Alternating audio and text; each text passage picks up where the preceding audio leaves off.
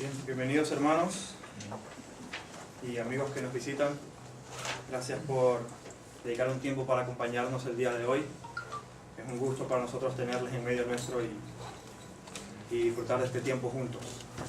Hoy tengo el privilegio de compartir con ustedes la palabra de Dios y quisiera comenzar diciendo que tenemos una situación bastante crítica, una situación muy difícil enfrente de nosotros.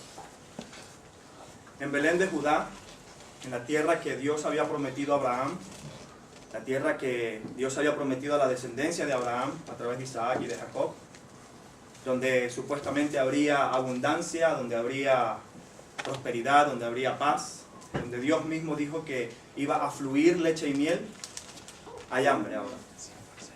Es una tierra que está en necesidad, que está en escasez, que está pasando por gran tribulación. Y en medio de esta crisis tenemos a la historia de una familia cuyo esposo o padre es Elimelec, quien junto a sus hijos y a su esposa dejan Israel y se van camino a Moab. Moab, una nación, una tierra llena de idolatría, de paganismo, de inmoralidad, incluso de sacrificios humanos. Se van a esa tierra en busca de mejores oportunidades, de una mejor vida, de una mejor posibilidad.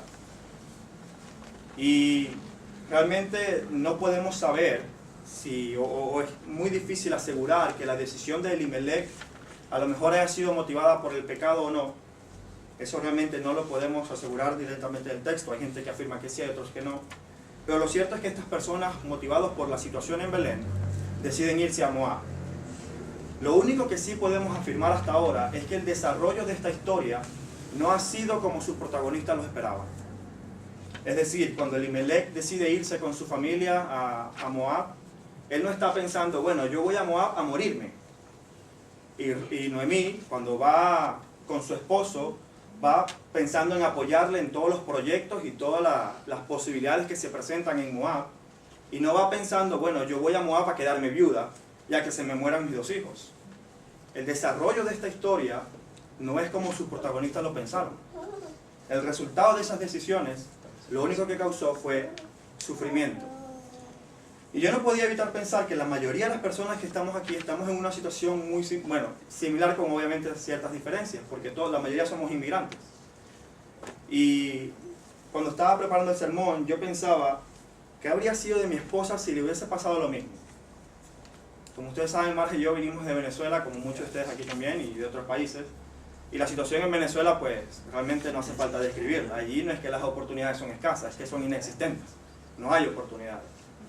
Pero yo estaba pensando, ¿qué habría pasado si al tiempo de haber llegado a España, yo me muero, Marja se queda sin trabajo y queda sola y desamparada lejos de su familia?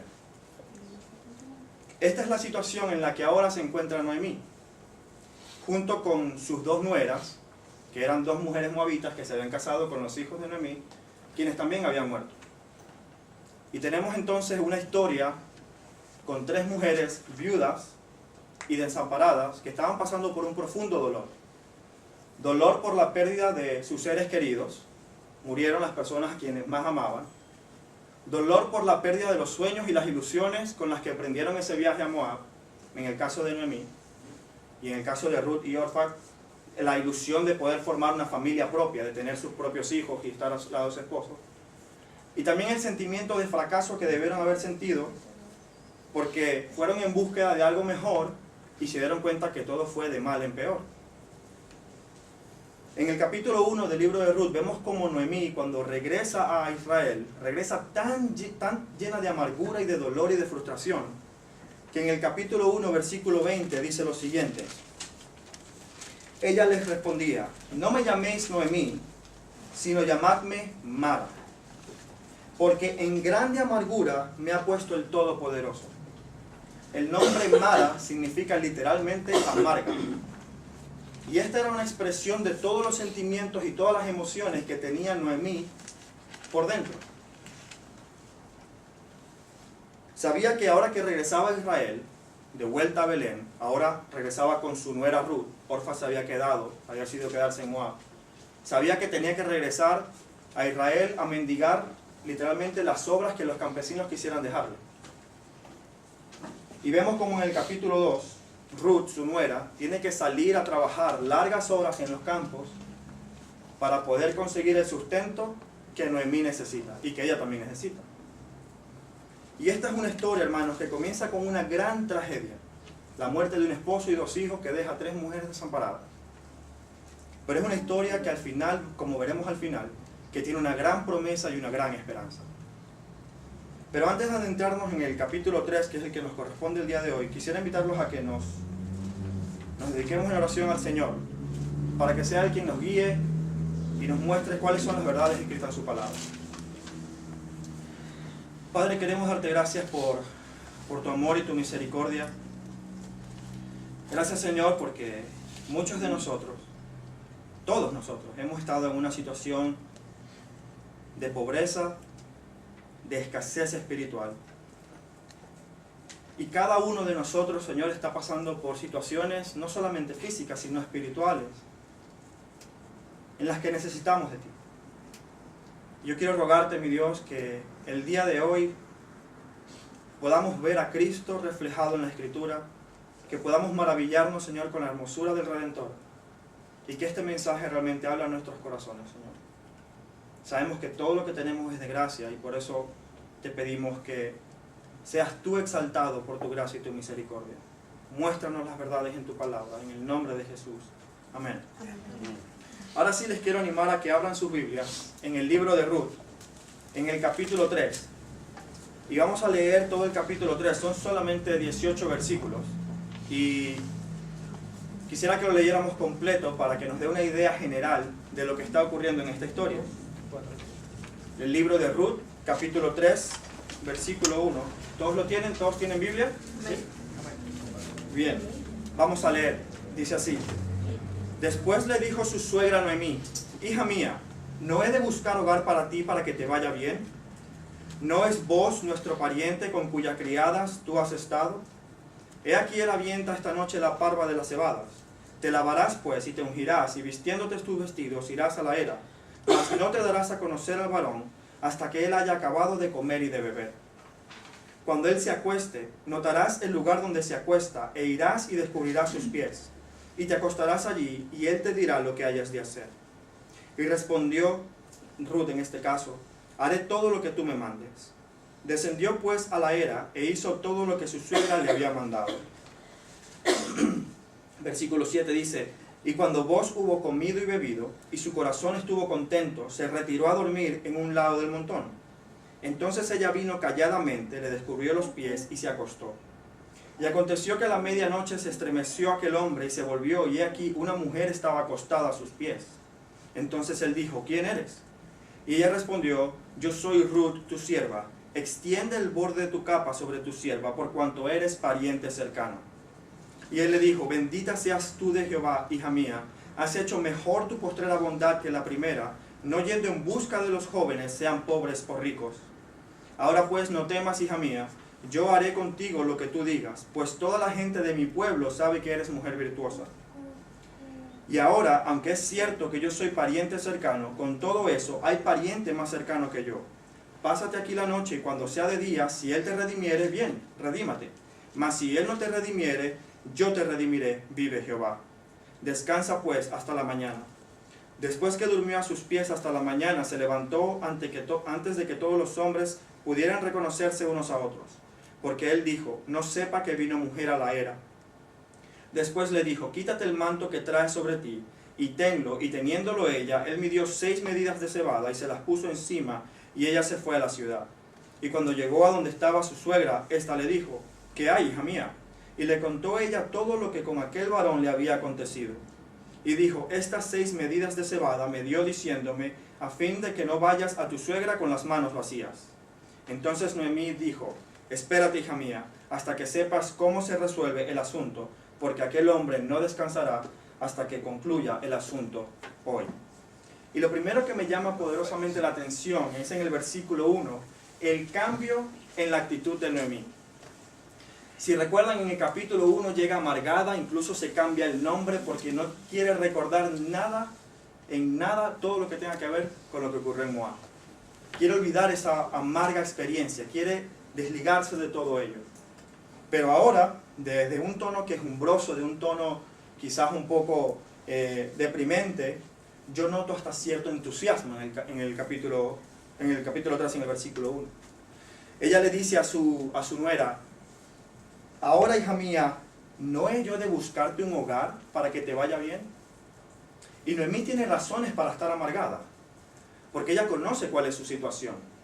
Ella sabe que está viuda, obviamente, igual que Ruth, y sabe que a menos que su situación cambie, ambas están condenadas a pasar el resto de su vida mendigando el pan. Y Noemí sabe que tiene que ocurrir algo en su vida para que su situación cambie. No sé si usted lo sabía, pero en ese entonces, las viudas, los huérfanos y los extranjeros conformaban el estrato social más desfavorecido, porque no tenían ni la protección social, ni la provisión económica que el padre de familia tenía que darle. Como ustedes saben, Dios ordenó al hombre el darle la provisión y el sustento y la protección a la familia. Al no estar la figura masculina, pues este grupo o estas personas quedaban totalmente desamparadas. Eso ocurría no solamente en el pueblo de Israel, sino en todas las naciones. Sin embargo, el pueblo de Israel era diferente, porque Dios había establecido leyes que no permitían que estas personas quedaran completamente desamparadas. Como vimos el domingo pasado, bien lo comentaba el hermano Vladimir, había una ley que el Señor había establecido en el libro de Levítico que decía que cuando el hombre espigara su campo, no iba a espigar todo, sino que dejaría una porción para el extranjero, para la viuda y para el huérfano. De modo que el pueblo de Israel era diferente a todas las naciones, porque se ocupaba de aquellos que estaban en digamos, situación de escasez o de pobreza.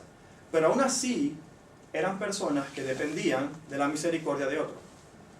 Por sí mismos no podían buscarse su sustento, tenían que esperar a que los agricultores dejaran migas en el campo. Y conocedora de su situación, Noemí dice: algo tiene que ocurrir para que a Ruth le vaya bien, y sabe que su única esperanza está en vos. Fíjense lo que dice el versículo 2, dice: ¿no es vos nuestro pariente con cuyas criadas tú has estado? Noemí sabía, nosotros leímos en el versículo 11 y en el 12, que vos dice: hay un pariente que es más cercano que yo. A él le toca redimirte. Vamos a hablar de la redención un poco más adelante, pero dice: a él le toca redimirte. Y Noemí seguramente conocía a este otro pariente, que era más cercano a su esposo que el mismo vos. Pero ella acude directamente a vos, porque ella conoce el carácter de vos. En los capítulos anteriores hemos visto cómo él tiene una disposición y unas ganas de al menos tratar bien a Ruth, tratarla con gracia. Entonces, conociendo ya su carácter, va directamente a él y no a aquel pariente que tenía, digamos, como dice en Venezuela, le tocaba el turno al bate. Entonces, obviamente tenía esta única esperanza en aquel pariente que pudiera redimirla. Y Noemí comienza a darle a Ruth una serie de instrucciones, de indicaciones sobre lo que tiene que hacer. Fíjense, vamos a leer nuevamente del 3 al 6 y dice: te levantarás pues y te ungirás, y vistiendo tus vestidos irás a la era. Mas no te darás a conocer al varón hasta que él haya acabado de comer y de beber.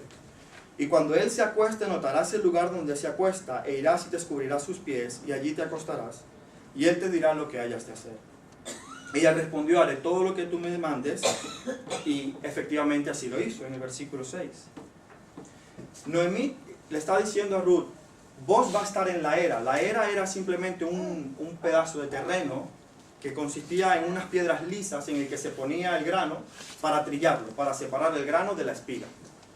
Y era un trabajo que, si era pesado, generalmente se hacía en las tardes porque tenía que aprovechar la brisa, porque luego de trillar separar el grano de la espiga, lo aventaban, lo echaban al aire y la brisa separaba la espiga del grano. Y seguramente es un trabajo en el que vos tuvo que estar vigilando el grano para que no se lo robara. Así que de noche, Ruth tenía que descender a la era y obviamente llegar a vos cuando éste estuviera durmiendo, descubrir sus pies y acostarse. Y yo creo otro principio bíblico que me di cuenta que está aquí es en el versículo 7, cuando dice: cuando vos hubo comido y bebido y su corazón estuvo contento. Eso de barriga llena, corazón contento es bíblico. Pero lo impresionante acá es que cuando Ruth llega, descubre sus pies y se acuesta allí, está haciendo algo que quizás en nuestra cultura no estamos entendiendo muy bien a qué se refiere. De hecho, Boaz se despierta y le dice, ¿y tú quién eres? Pero quisiera aclarar algo, no quiero pasar mucho tiempo en este punto, pero el que Ruth haya descubierto sus pies puede ser malinterpretado, porque en otra parte de la Biblia es usado para hablar de una relación sexual. Pero conociendo el carácter de Boaz, que era un hombre íntegro, que se conocía y se reconocía en la Escritura como un hombre de Dios, realmente no da pie a malinterpretarlo de esa manera, porque Boaz era una persona que tenía un carácter íntegro y era bendecido por Dios. Entonces una actitud sexual, una relación sexual antes del matrimonio realmente no corresponde con su carácter. Y a lo mejor es para nosotros muy escandaloso escuchar que una mujer está acostándose a los pies de un hombre. Ahora con esto de el feminismo y la liberación de la mujer, obviamente hay cosas que en nuestra sociedad pueden chocar. Pero lo que tenemos que entender es que Ruth está tomando una actitud de humildad delante de Boaz. Ella está reconociendo quién está delante de él y está reconociendo en qué situación está ella para hacerle una petición a Boaz. De hecho, los siguientes versículos lo aclaran. Fíjense que cuando Boaz dice, ¿quién eres? Ella respondió, yo soy Ruth, tu sierva, y aquí está la petición. Extiende el borde de tu capa sobre tu sierva por cuanto eres pariente cercano. Y esta petición, si la leemos en castellano, a lo mejor ni decimos, bueno, seguramente tenía frío, pero la palabra en hebreo, capa o manto, es la palabra kanaf, que también se refiere en el versículo 2, en el capítulo 2, en el versículo 12, cuando Boaz le dice que Jehová te recompense, el Dios de Israel, bajo cuyas alas has venido a refugiarte. La palabra alas y capas es la misma, kanaf en hebreo. Y esta palabra es usada de dos maneras. Una literalmente para expresar capa o el ala de un pájaro, y de manera figurativa para representar la protección de Dios sobre su pueblo, y también era usada como un modismo en referencia al matrimonio. Yo quiero que usted lea lo que dice, o lo voy a leer yo rápidamente, lo que dice Ezequiel 16:8. Este es Dios hablando del pueblo de Israel. Dice lo siguiente: y pasé yo otra vez junto a ti y te miré, y he aquí que tu tiempo era tiempo de amores. Y extendí mi manto sobre ti, y cubrí tu desnudez, y te di juramento, y entré en pacto contigo, dice Jehová el Señor, y fuiste mía. Dios está hablando de la relación, del pacto que Él tiene con su pueblo, que en la Escritura es reflejado como un matrimonio espiritual. Por eso es que cuando Israel comete idolatría se le llama ¿qué? Adúltera. Porque está faltando al pacto, al matrimonio que tiene con su Dios. Y eso es lo que Noemí está haciendo. Noemí le está diciendo, extiende tu capa, Ruth, tu capa sobre tu sierva. Y a lo mejor en el siglo XXI eso es como, bueno, normal, si la mujer quiere, pues que se le declare al hombre, pero eso en este tiempo realmente era una osadía, no es muy común. Ella lo que literalmente estaba haciendo era arrodillándose y mostrándole el anillo a Boaz. Eso es lo que Ruth está haciendo. Y cuando vemos la respuesta de Boaz, es sorprendente. Boaz, lejos de escandalizarse y decirse, mujer, pero yo soy hombre, yo debería iniciar este cortejo, le dice, en el versículo 10, bendita seas tú de Jehová, hija mía, has hecho mejor tu postrera bondad que la primera, no yendo tras los jóvenes o en busca de los jóvenes, sean pobres o ricos. Vos estás reconociendo la sabiduría de Ruth al ir a aquel que realmente la puede redimir y no ir tras aquellos que a lo mejor eran más apetecibles a sus ojos. Este versículo nos da a entender que había una diferencia de edad entre Ruth y Boaz. Y Boaz le dice, ahora pues no temas, yo haré contigo lo que tú me digas. Boaz expresa su intención y su deseo de redimir a Ruth. Ahora, ¿qué es la redención? ¿Qué significa esto de redimirte? En el pueblo de Israel había otra ley dada por Dios que se llamaba la ley del levirato.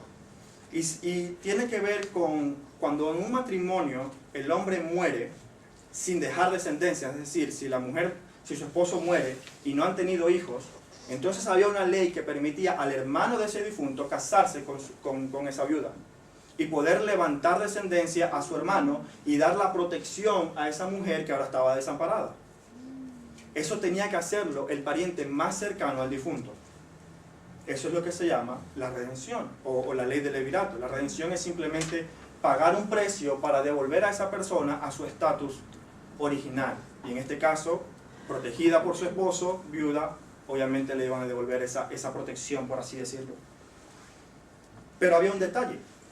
Vos no es el pariente más cercano. Había alguien a quien le correspondía hacerlo, tenía derechos antes que vos de hacer esto. Pero eso ya lo veremos en el próximo capítulo, qué ocurre con esa situación. La generosidad de vos es impresionante. El carácter de este hombre es realmente un carácter íntegro, bondadoso. Y creo que es así porque es un reflejo de una cosa, de alguien mucho mayor en el Nuevo Testamento, que luego lo veremos. Pero vos es tan generoso que su bondad se extiende incluso hasta Noemí por medio de Ruth. Fíjense que en el versículo 17, cuando Ruth llega y habla con Noemí, ella le dice, estas 6 medidas de cebada me dio a fin de que ¿qué? De no llegar con las manos vacías a tu suegra. Es decir, este hombre realmente no está conforme con decir, sí, yo quiero redimirte, yo quiero ser bueno contigo, sino que no contento con eso, extiende su generosidad a la suegra de Ruth. Y luego, el resto de la historia, pues, obviamente no podemos avanzar un poco en ello, pero hay una gran esperanza y una gran promesa en este pasaje. A Ruth no le queda más que esperar a ver lo que va a ocurrir y qué es lo que va a hacer vos. Y eso, como dije, ya lo haremos en el próximo domingo. Pero pensando en cómo esta historia y cómo este capítulo en particular habla a nuestras vidas, yo no podía evitar pensar, hermanos, que hay muchas personas que ven a la Biblia como un libro pasado de moda, como un libro que no tiene ningún tipo de relevancia a lo que nosotros vivimos hoy en día. Que realmente este libro no tiene nada que hablar a mi vida. Eso es lo que muchas personas dicen. Y cuando estaba leyendo esta historia, que aparentemente dice, bueno, una viuda se iba a casar con otro, eso a mí que me pinta, ¿no? Pero es sorprendente como la palabra de Dios escrita hace miles y miles de años es tan poderosa que sigue describiendo la realidad del ser humano aún hoy en el 2018, no solamente en España, sino en todo el mundo. Y para ver cómo este libro de Ruth describe la realidad del ser humano, quisiera que analizáramos ciertos puntos. El primero de ellos es el contexto en el que esta historia ocurre. En el capítulo 1, en el versículo 1 dice, aconteció en los días que gobernaban los jueces, que hubo hambre en la tierra. Yo no sé si ha leído antes el libro de los jueces, pero es un libro realmente perturbador. Es un libro en el que el pueblo de Israel abandonó la adoración al único Dios verdadero y se entregó a la idolatría de los pueblos con los que estaba conviviendo, entre ellos los cananeos. Y producto de esa idolatría, Israel cayó en una inmoralidad sexual, cayó en sacrificios humanos. Los propios judíos comenzaron a sacrificar a sus hijos a dioses paganos. Después de conocer al Dios verdadero que los sacó de Egipto, olvidaron completamente todo eso y empezaron a ofrecer a sus hijos a los Baales. Era un tiempo en el que había mucha confusión y no se conocía el carácter del Dios verdadero, carácter que Dios mismo le había mostrado a Moisés y le había revelado al pueblo de Israel. Pero ellos se olvidaron completamente de eso. Estaban sumergidos en una subjetividad moral. Una de las frases que más se repite en el libro de los jueces, de hecho es el último versículo del libro, es la siguiente. En esos días no había rey en Israel, y cada uno hacía lo que bien le parecía. Es decir, lo que es correcto es lo que a mí me parece correcto. Subjetividad moral. El libro de los jueces está marcado por un ciclo repetitivo en la historia de Israel. Dios los bendice y les permite entrar a la tierra prometida, ellos, producto de esa paz y de esa abundancia, se olvidan de Dios, comienzan a disfrutar y a reconocer más las bendiciones que aquel a quien los había bendecido.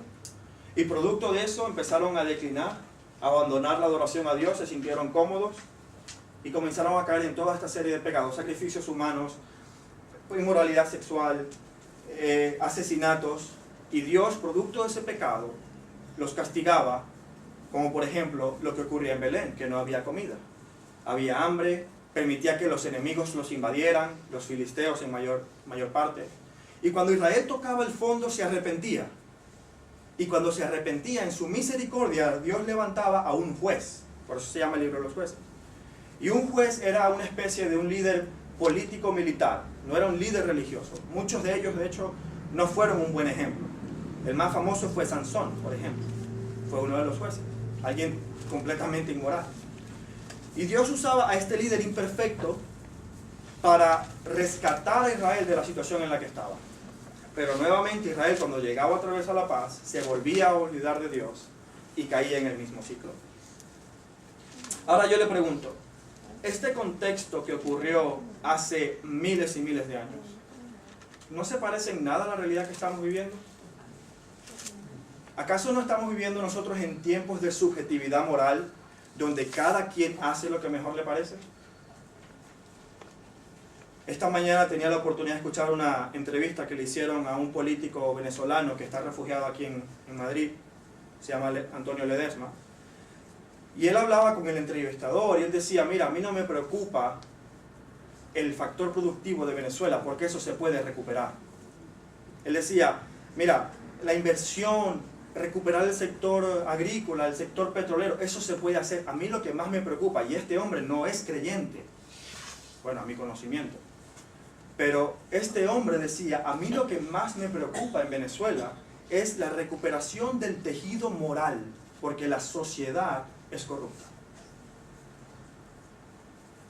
Ledesma no está pidiendo un cambio político. Una persona no creyente reconoce lo que el libro de los jueces y el libro de Ruth describe a la perfección. Hay una subjetividad moral, hay una corrupción moral en nuestras sociedades que nos está literalmente haciendo sufrir. Y como aprendimos en el curso de matrimonio, es una corrupción moral que empieza en el individuo, no en el sistema. No es en la otra persona. Fíjense si no había un poco conocimiento de quién era Dios, que uno de sus jueces, Gedeón, después de ganar la batalla, sacrifica su propia hija a Jehová, cuando Dios nunca pidió sacrificios humanos. Esa era realmente la subjetividad y el poco conocimiento que tenía de la ley de Dios. Producto de este castigo fue que Elimelech y su familia se fueron a Moab, porque Dios, castigando justamente al pueblo de Israel por todo lo que estaban haciendo, le envía hambre y sufrimiento a este pueblo para que vean las consecuencias de su propio pecado. En el capítulo 19 del libro de los jueces, si lo quieren leer, vemos como una violación, el abuso sexual de una mujer entre muchos hombres, que es muy descriptiva allí, inicia la primera guerra civil de Israel. Las demás tribus se unen para atacar a Benjamín. Ese era el pueblo de Israel que Dios había sacado de Egipto. Pero ahora fíjense que ese contexto sí habla nuestra realidad. Vivimos en naciones que están desunidas, llenas de egoísmo, y si vamos achicando el círculo, naciones, estados, ciudades, familias, matrimonios, individuos llenos de egoísmo y de inmoralidad. Pero ahora fíjense en los personajes de esta historia. Primero en Noemí y Ruth, que son las personas que más aparecen en el libro. Y ellas están en una condición muy desfavorable, producto de decisiones propias o de decisiones de terceros. Están pasando por mucho sufrimiento y han terminado en una situación de pobreza, de desaliento y desesperanza. Y estos dos personajes, sobre todo el encuentro que tiene Ruth con Boaz en el capítulo 3, cuando Ruth va delante de sus pies y les pide que extienda el borde de su manto, que se case con ella, que la redima, me recuerda al Sermón del Monte, específicamente a la bienaventuranza, cuando el Señor dice en Mateo 5, la primera bienaventuranza, que dice lo siguiente.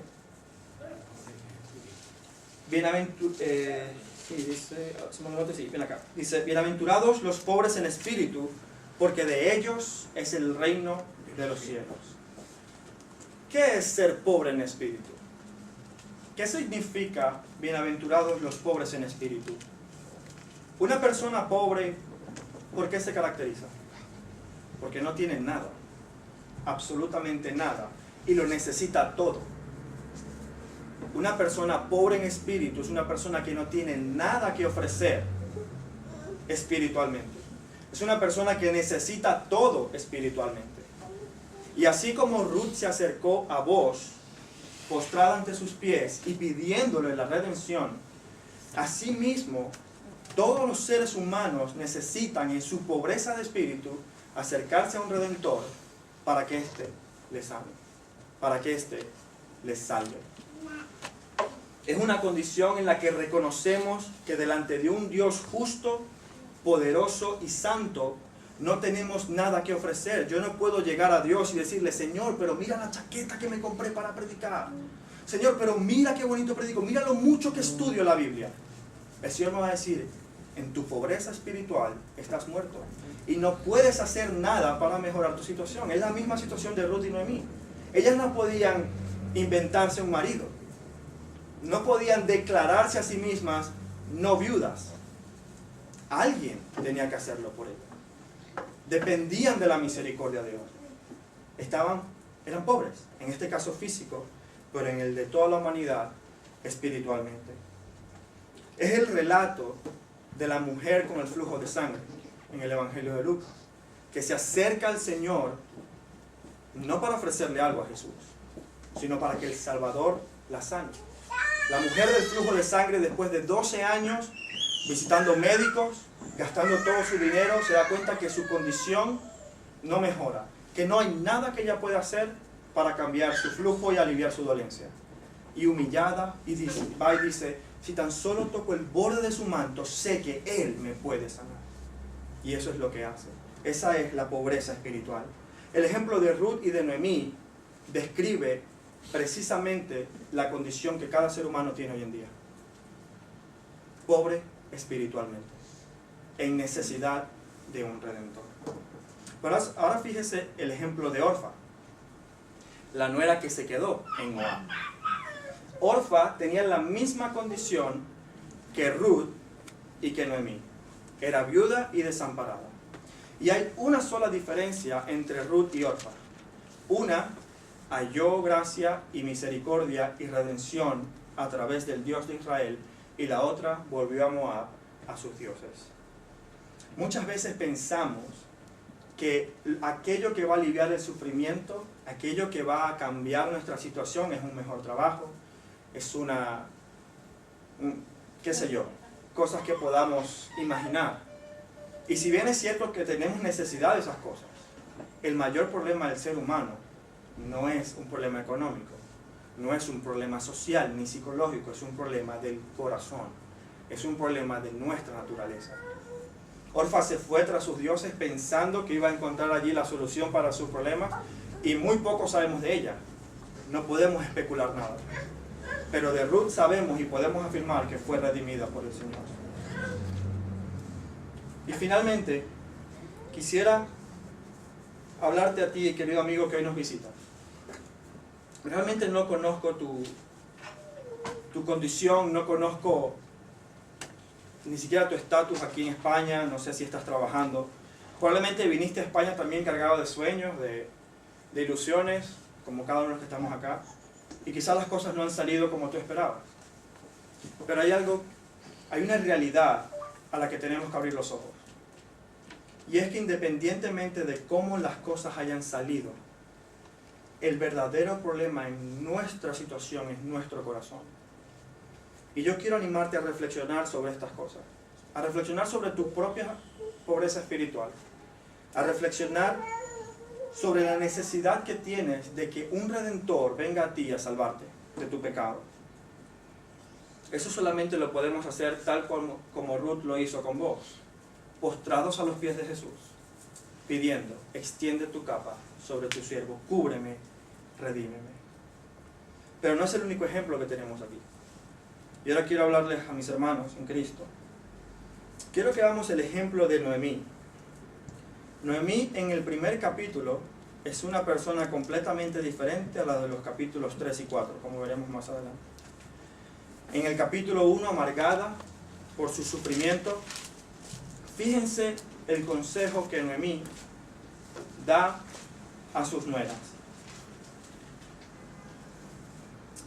En el capítulo 1, versículo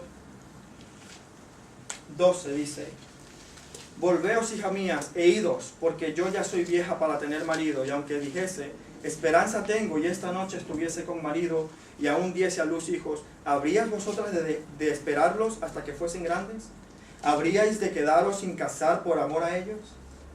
No, hijas mías, que ya mayor amargura tengo yo que vosotras, pues la mano de Jehová ha salido contra mí. Y luego, fíjense lo que dice en el versículo 15. Orfa decide regresarse a Moab, y miren lo que Noemí dice a Ruth. Dice en el versículo 15: he aquí tu cuñada se ha vuelto a su pueblo y a sus dioses. Vuélvete tú tras ella. Noemí sabía de la idolatría de Moab. Noemí sabía que la razón por la que Israel y en Belén había hambre era por la idolatría que había en el periodo de los jueces. Y el consejo de Noemí es: vuélvete a tus dioses. Ahora, el consejo de Noemí en el capítulo 3 es totalmente distinto. Dice: ve a aquel que te puede redimir. Mi pregunta es la siguiente, hermanos. ¿Habrá momentos en los que por nuestro sufrimiento, por la situación difícil en la que estemos, no seamos testigos vivos de Cristo? Yo creo completamente en la soberanía de Dios, en la salvación. Creo que el Señor salva a aquellos a quienes ha escogido. Y estoy seguro de que en su soberanía Dios nos permite ser testigos vivos de su poder en nuestras vidas. Y me pregunto, a veces quizás el sufrimiento nos puede más que el poder de Cristo. A veces dejamos que la amargura no nos permita testificar de lo que Dios está haciendo con nosotros. No sé qué habría pasado si Noemí le hubiese dicho: no se preocupen, porque el Dios de Israel ha visitado Belén y hay pan en Belén. Esa era la razón por la que volvía. Quizás si hubiese tenido una actitud diferente, Orfa también estaría en la historia. No lo sabemos realmente. Sabemos que el Señor es soberano y que Él actúa conforme a sus propósitos. Pero quiero animarlos, hermanos, a que la amargura y las situaciones difíciles por las que pasemos no impidan que seamos testigos de Cristo y de lo que Él hace en nuestras vidas. De modo que, para finalizar, quiero enfocarme en vos. Un hombre íntegro. Un hombre que, como veremos en el capítulo 4, hará lo imposible, hará todo lo que está a su alcance para redimir a Ruth.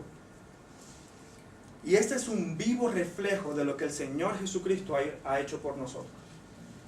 El personaje principal de esta historia no es vos, no es Ruth, no es Noemí, no es Orfa, no es Elimelech, que se murió en el primer capítulo. Es Cristo. Porque Él es el Redentor que está representado en el libro. Él es el Redentor que ha hecho todo para que ustedes y yo tengamos vida y vida eterna. De modo que el capítulo 3 del libro de Ruth sí habla a la realidad del ser humano. Sí habla a los españoles, a los mexicanos, a los argentinos, a los venezolanos.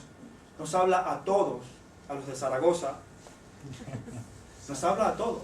¿Y de Estados Unidos? Y los de Estados Unidos también, tú eres venezolano. Nos habla a todos. Describe la situación en la que estamos lejos de Cristo. Expone nuestra condición y nuestra incapacidad de hacer algo por nosotros mismos. Y nos apunta a aquel que es el único con poder para poder salvar nuestras vidas, que es el Señor Jesucristo. Oremos, hermano. Padre, gracias quiero darte porque en tu amor y solo en tu amor, Señor, tú decidiste venir a la cruz. Decidiste pagar el precio de nuestra redención, que no fue un precio nada barato, Señor. No fue un precio mínimo. te costó hasta tus últimas fuerzas, Señor. Todo tu aliento. Para que personas que te odiábamos, personas que desconocíamos quiénes eras, personas que a lo mejor pensábamos que te conocíamos, pero realmente nos dimos cuenta que no te conocemos, Señor. Para que ahora tengamos entrada a la vida eterna por medio de ti. Yo te ruego, Señor, que tú cambies nuestros corazones, que los hagas sensibles a tu voz y que nos concedas la fe para creer en tu evangelio. En el nombre de Jesús. Amén. Amén.